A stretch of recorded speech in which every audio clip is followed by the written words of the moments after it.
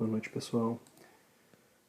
Essa noite nós vamos falar então sobre o codificador do Espiritismo, Allan Kardec.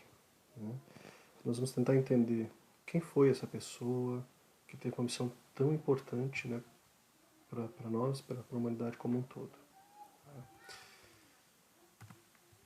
Bom, recapitulando um pouco, né, desde que a gente retomou aí os estudos do programa do ESD, nós vimos uma apresentação mais conceitual sobre o que é o Espiritismo. Depois, nós revisamos o contexto histórico lá da época de Kardec, o que é muito importante para entender o próprio Kardec, e especialmente para entender que aquele era o momento propício, né, da maturidade da humanidade para o surgimento do Espiritismo. Como nós vimos, naquela época, a humanidade estava passando por diversas revoluções. Revolução Industrial, Revolução Francesa, a diminuição do poder da Igreja, um maior foco nas ciências, a perda de poder das monarquias, a reorganização do poder econômico, né, entre outros.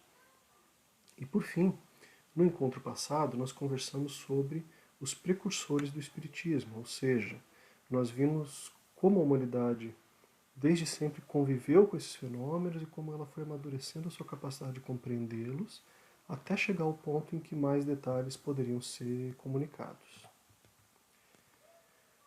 E o que nós vamos ver hoje, então? Nós vamos seguir a mesma sequência que está lá no tomo do ESD, né? Lembrando que vocês podem acessar esse material lá no blog da nossa turma. Nós vamos começar falando da infância e da formação do Hippolyte. Não sei nem se eu tento ficar falando o nome dele, porque o meu francês é bem ruizinho, mas enfim. Depois vamos ver um pouco da carreira dele como professor e vamos ver como foi o início do trabalho dele com o Espiritismo, né, e como foi o final da vida dele.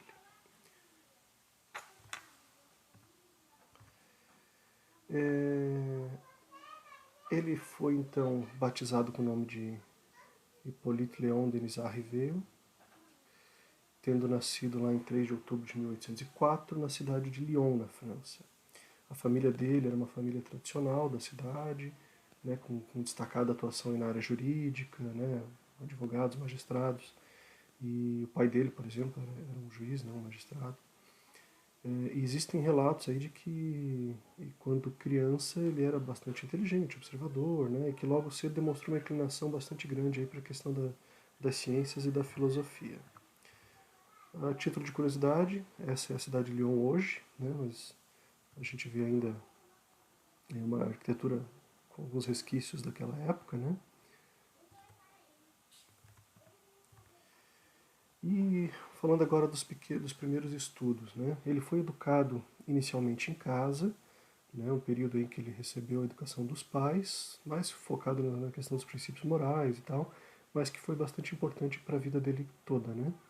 Aos 10 anos de idade, ele foi enviado pelos pais para o Instituto de Educação de Yverdon, na Suíça, que é esse edifício imponente aí da foto. Esse instituto ele era uma espécie de escola modelo da Europa, né, naquela época.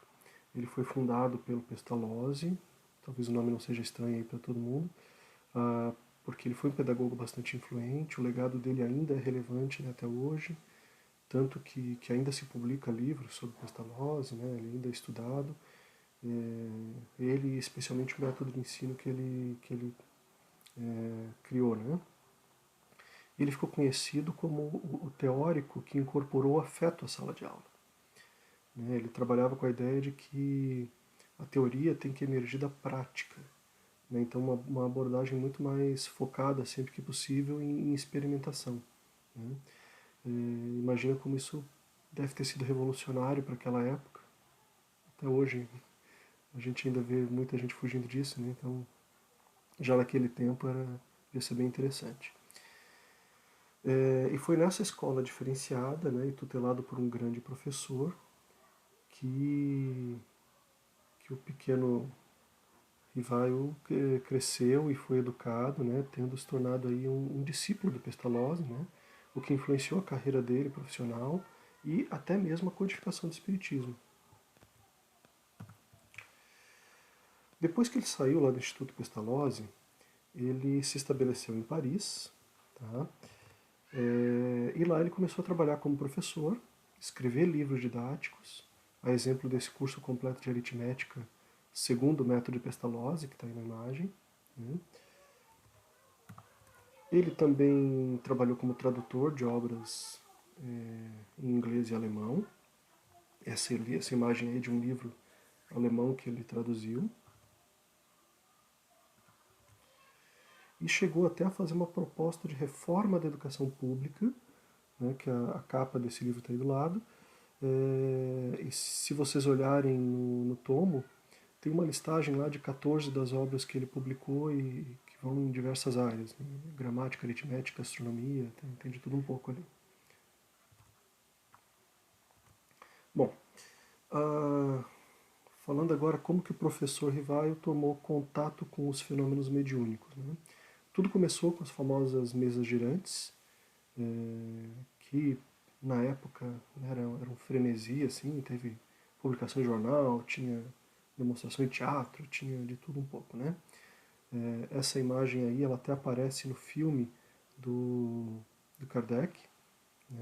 Eles aproveitaram uma imagem real da época para botar no filme, né, de demonstrações feitas com as mesas. A primeira vez que ele ouviu falar das mesas girantes foi por meio do Sr. Fortier, que era um magnetizador na época, conhecido dele. Essa história ela é contada pelo próprio Kardec, né? E ele escreveu isso e depois isso foi parar no livro Obras Póstumas. E ele conta que na primeira conversa lá com o Sr. Fortier, ele disse que era possível, né, magnetizar as mesas para que elas se movessem. Mas isso não causou estranheza nenhuma para o Rivaio. E no encontro posterior, algum tempo depois, o Sr. Fortier veio dizendo que as mesas agora respondiam a perguntas. Né? Aí já foi demais. Aí o Kardec soltou essa frase aí que ficou famosa, né? Só acreditarei quando o vir e quando me provarem que uma mesa tem cérebro para pensar e nervos para sentir, e que possa tornar-se sonâmbula. Até lá, permita que eu não veja no caso mais do que um conto para fazer-nos dormir em pé. Esse pensamento dele é bastante lógico, né? Na medida em que não se conhecia a origem do fenômeno. E aí a gente começa a ver o lado positivista do Kardec, né? Lembrando lá do positivismo que nós vimos alguns encontros atrás, né? Aquela visão científica do mundo, buscando comprovação de tudo, explicação para tudo. Né? E nós vemos que o pensamento de Kardec, nesse ponto, está muito alinhado com a filosofia daquele tempo. Né? Kardec registrou ainda que naquele momento ele não tinha visto as mesas girantes, mas acreditava no fenômeno, até por ter sido relatado por pessoas honradas, dignas de fé, mas daí acreditar que elas respondessem a perguntas não lhe entrava na cabeça. Depois de mais algum tempo, em 1855, o professor Rivaio resolveu ir a uma sessão de mesas girantes e observou o fenômeno. Enquanto muita gente levava aquilo como uma diversão, né, ele viu que tinha algo sério ali e que poderia ser estudado. Especialmente quando ele viu as primeiras experiências de psicografia, indireta ainda, quer dizer, usando algum objeto para segurar o lápis. Na época eles usavam principalmente uma cesta, né? Aí sim ele começou a se convencer mais, né? Aquilo chamou a atenção dele, né? E ele foi numa reunião em que ele conheceu o Sr. Boudin, que o convidou para ir na sua casa. As filhas do Sr. Boudin eram médiums, né? E ali o professor Rivaio viu o uso da carrapeta, que é essa imagem de baixo aqui ao lado, na qual as duas meninas atuavam ao mesmo tempo, o que tirava qualquer possibilidade de interferência das médiums. Né? Foi então também na casa da família Boudin que os estudos sérios começaram. Logo no início ele percebeu que eles estavam presenciando era algo com potencial de mudar a visão de mundo da humanidade. O professor Rivaio tinha tal clareza da gravidade de tudo aquilo que logo ele se preocupou em ser bastante criterioso nos estudos, em não deixar se levar por qualquer tipo de crença particular, né? Ele tinha que ser positivista. né?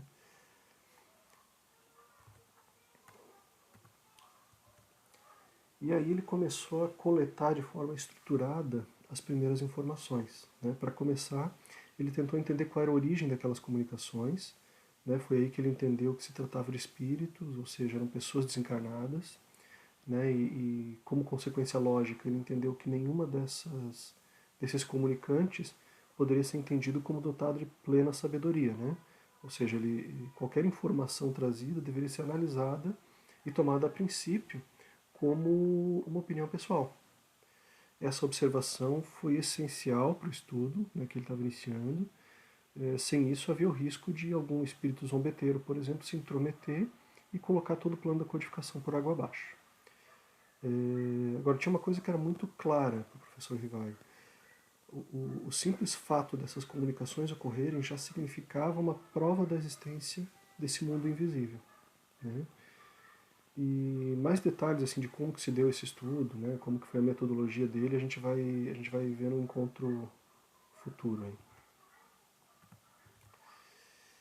Depois que ele iniciou os estudos, né, o professor Rivaio recebeu informações de alguns espíritos de que ele teria a missão de missionário-chefe na propagação dessa verdade que estava sendo revelada. Em 1856, ele travou então um diálogo com o espírito de verdade, no qual ele pergunta se a missão de fato era dele. O espírito de verdade não só confirmou, como recomendou a discrição e alerta, né, e que o caminho não seria fácil, mesmo contando com o apoio constante da espiritualidade. Esse diálogo foi registrado pelo próprio Kardec, está disponível lá no tomo também. E 10 anos depois, em 1º de janeiro de 1867, o Kardec registrou que tudo que foi dito pelo Espírito de Verdade naquele diálogo se confirmou. Ele sofreu muito, né, com excesso de trabalho, com falta de descanso, a saúde ficou comprometida, levando até a risco de vida. Mas também assim, o ânimo nunca faltou, né, e tudo também em função da assistência dos bons espíritos. Quem já assistiu o filme do Kardec deve lembrar que isso está muito bem representado lá, né, toda essa trajetória dele. Bom, até agora a gente só está falando do professor Rivaio, né, porque o Allan Kardec mesmo, ele de certa forma só nasceu com a publicação do Livro dos Espíritos. Né, foi nesse momento que ele passou a adotar de fato esse pseudônimo. Isso ocorreu porque ele queria separar a produção literária dele, né, na área acadêmica, e evitar qualquer confusão entre as obras anteriores e que pudesse até atrapalhar aí o progresso do próprio espiritismo, né? O nome Allan Kardec foi revelado para ele pelo guia dele, o Zéfiro, que lhe disse que esse era o nome que ele tinha numa encarnação anterior, no tempo dos druidas, na antiga Gália, né, que é onde hoje fica a França. Os druidas eram uma espécie de líderes religiosos dos gauleses, né, atuando também como curandeiros e tal. Falando agora um pouco das obras, né, do Kardec. Ele publicou diversas obras. Essas que estão listadas aqui são as principais, né? Aí são 6 obras, mais 12 anos de revista espírita, né, que era uma publicação mensal, e mais uma obra póstuma, né? Mas além disso, o Kardec publicou algumas obras que são menos conhecidas, né, como teve um manual de instrução sobre manifestações espíritas, que foi substituído depois pelo Livro dos Médiuns. Ele também fez um guia para a fundação de uma biblioteca espírita, sobre espiritismo, então bem diversificado também. Bom, Kardec sempre falou que o trabalho da codificação foi todo da espiritualidade. Mas é importante reconhecer o trabalho feito por ele, né?